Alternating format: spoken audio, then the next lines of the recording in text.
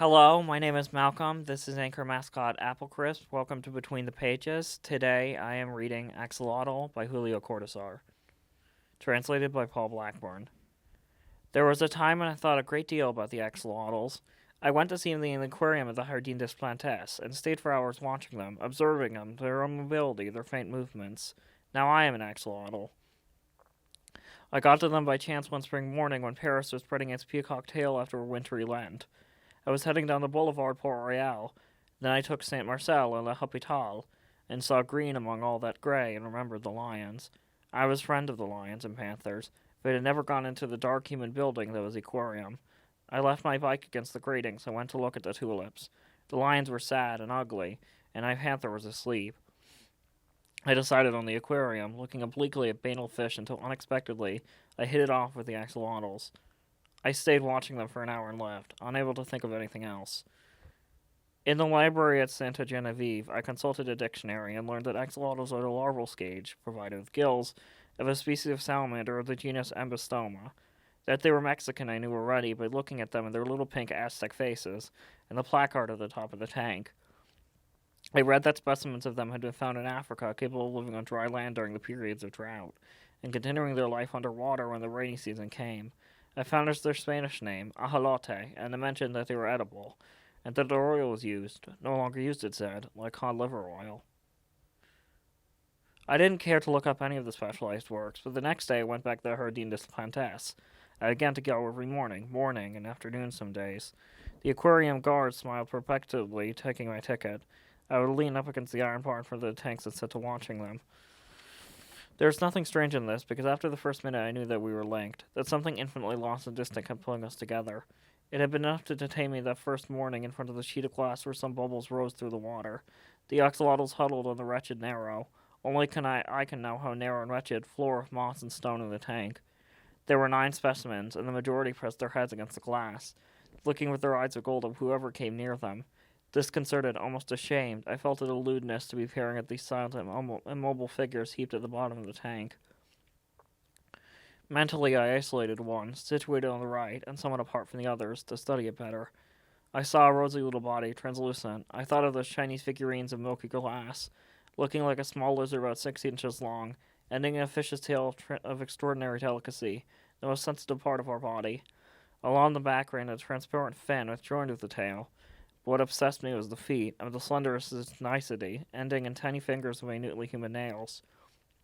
And then I discovered its eyes, its face, inexpressive features with no other trait save the eyes, 2 orifices like brooches, wholly of transparent gold, lacking any life but looking, letting themselves be penetrated by my look, which seemed to travel past the golden level and lose itself in a diaphanous interior mystery.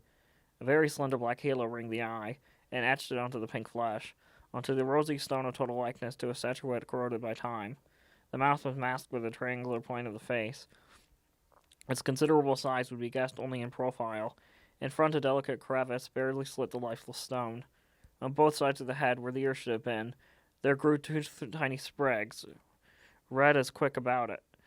On both sides of the head where the ear should have been, there grew 3 tiny sprigs, red as coral, a vegetal outgrowth, the gulls, I suppose, and they were the only thing quick about it.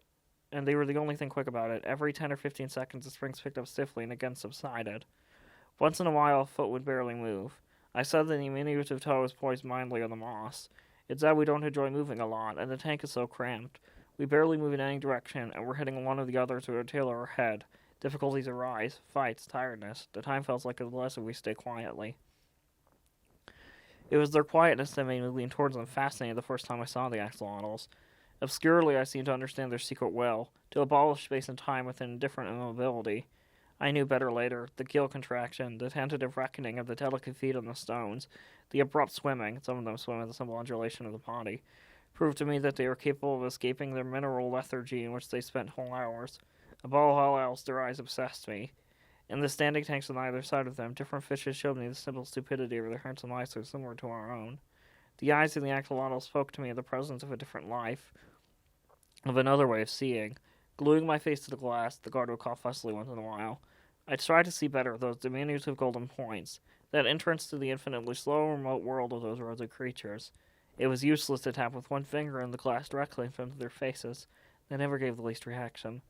The golden eyes continued burning with their soft, terrible light. They continued looking at me from an unfathomable depth which made me dizzy. And nevertheless, they were close. I knew it before being an axolotl. I learned it the day I came near them for the first time. The anthropomorphic features of a monkey revealed the worst of what most people believe. The distance that had traveled with them to us. The absolute lack of similarity between axolotls and human beings proved to me that my recognition was valid, that I was not propping myself up with easy analogies. Only the little hands. But an eft, the common newt, has such hands also, and we were not at all alike. I think it was the axolotls' heads, the triangular pink shape with the tiny eyes of gold, that looked anew, that laid the claim. They were not animals. It would seem easy, almost obvious, to fall into mythology. I began seeing the axolotls in metamorphosis which did not succeed in evoking a mysterious humanity. I imagined them aware, slaves of their bodies, condemned infinitely to the science of the abyss, to hopeless meditation. Their blind gaze, the infinitive gold disk without expression and nonetheless terribly shining, went through me like a message. Save us! Save us! I caught myself mumbling words from time to time. I caught myself mumbling words of advice, conveying childish hopes. They continued to look at me, immobile. From time to time the rosy branches of the gill stiffened. In that moment instant I felt a mute of pain. Perhaps they were seeing me, and tracking my strength and penetrating the impenetrable thing of their lives. They were not human beings, but I had found in no animal such a profound relation with myself. The axolotls were like witnesses of something, and at times like horrible judges. I felt ignoble in front of them. There was such a terrifying purity in those transparent eyes. They were larvas, but larva means disguise and also phantom. Behind those Aztec faces, that expression of unplaceable cruelty, what semblance was awaiting its hour. I was afraid of them. I think that had it not been for feeling the proximity of other visitors in the guard, I would not have been bold enough to remain alone with them. You eat them alive with your eyes, hey, the guard said, laughing. He thought I was a little cracked. What he didn't notice was that it was that they devouring me slowly with their eyes in a cannibalism of gold. At any distance of the aquarium, I had only to think of them. It was as though I was being affected from distance. It got to the point that I was going every day at night. I thought of something immobile in the darkness, slowly putting a hand out which immediately encountered another. Perhaps their eyes could see in the dead of night, and for them did they continue indefinitely. The eyes of axolotls have no lids. I know now that there was nothing strange, that had to occur. Leaning over in front of the tank each morning, the recognition was greater. They were suffering every fiber of my body reached toward that stifled pain, that stiff torment at the bottom of the tank. They were lying in wait for something. A remote dominion destroyed, an age of liberty when the world had been that of the axolotls. Not possible that such a terrible expression, which was attaining the upward throw of that forced blankness in that stone faces, should carry any message over the one of pain, proof of that eternal sentence, of that liquid hell they were undergoing. Hopelessly, I wanted to prove to myself that my own sensibility was projecting a non-existent consciousness upon the axolotls. They and I knew. So there was nothing strange in what happened. My face was pressed against the glass of the aquarium. My eyes were attempting once more to penetrate the mystery of those eyes of gold without iris, without pupil. I saw from very close up the face of an axolotl immobile next to the glass. No transition and no surprise. I saw my face against the glass. I saw it on the outside of the tank. I saw it on the other side of the glass. Then my face drew back and I understood. Only one thing was strange, to go on thinking usual to know, to realize there was for the first moment like the horror of a man buried alive waking to his fate. Outside, my face came close to the glass again. I saw my mouth, the lips compressed with the effort of understanding of axolotls. I was an axolotl, and now I knew instantly that no understanding was possible. He was outside the aquarium. His thinking was the thinking outside the tank. Recognizing him, being him himself, I was an axolotl, and in my world the horror began. I learned in the same moment, of believing myself prisoner in the body of an axolotl, metamorphosed into him with my human mind intact, buried alive in an axolotl, condemned to move lucidly among unconscious creatures, but that stopped when a foot just grazed my face. When I moved just a little to one side and saw an axolotl next to me who was looking at me, I understood that he knew also, no communication possible, but very clearly. Or I was also in him, or all of us were thinking human-like, incapable of expression, limited to the golden splendor of our eyes looking at the face of a man pressed against the aquarium. He returned many times, but he comes less often now. Weeks passed without his showing up. I saw him yesterday. He looked at me for a long time and briskly. It seemed to me that he was not so much interested in us anymore, that he was coming out of habit. Since the only thing I do is think, I could think about him a lot. It occurs to me that at the beginning we continued to communicate, that he felt more than ever one of the mystery which was claiming him, but the bridges were broken between him and me, because what was his obsession is now an axolotl, alien to his human life. I think that at the beginning I was capable of turning him in a certain way. Only in a certain way, and if keeping awake is desire to know us better.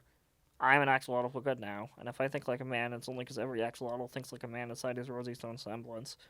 I believe that all this succeeded in communicating something to him in those first days, when I was still he. And in this final solitude to which he no longer comes, I console myself by thinking that perhaps he is going to write a story about us. That, believing he's making up a story, he's going to write all this about axolotls. Return to Ambystoma.